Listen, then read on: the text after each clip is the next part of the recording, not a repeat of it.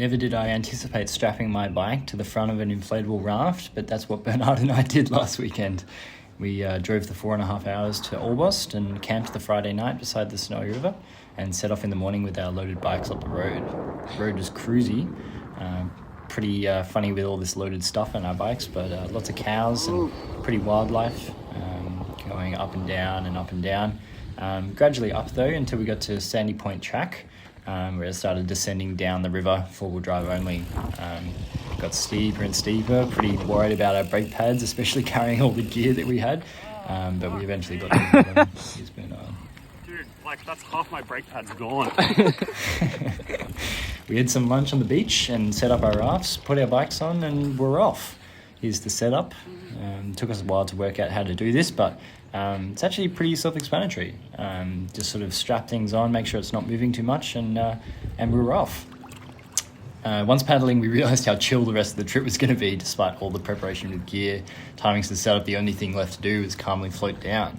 We had some lunch on a gorgeous beach. It was pretty much just deciding which beach we wanted to do, but here we are. Had to deflate my raft to get my food out, but worked it out next time.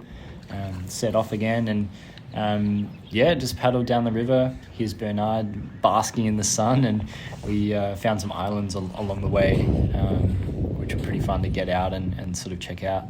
Lots of lizards along the banks, and sun started setting. We needed to choose a place to camp, and that's this lovely beach that we had all to ourselves. It's pretty insane scenery.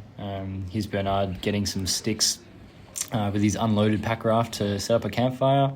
And we had a campfire, some ciders, as you'll see here, and set off to bed pretty early. Here's the process for blowing up the pack rafts, demonstrated by Bernard. You have to do this every time you want to set off. And here we off again. And we're off. Here's Bernard's trip report. What do you think of the trip so far? Am I being genuine here, or am I being... Yeah. It's like, I had no clue it would be like this. It's exceeding expectations. It was incredibly technical, yet super relaxing. Like, bike rafting is the next thing, you know? And it lets you access these most beautiful places, without really needing to use a car at all, you know? So definitely recommend bike rafting. It's crazy. You heard it here first. Thank you, Bernard. And we kept floating down. Some of the points were really shallow. Here's a lizard about the size of my arm, just sort of lazily flicking his tongue on one of the rivers, and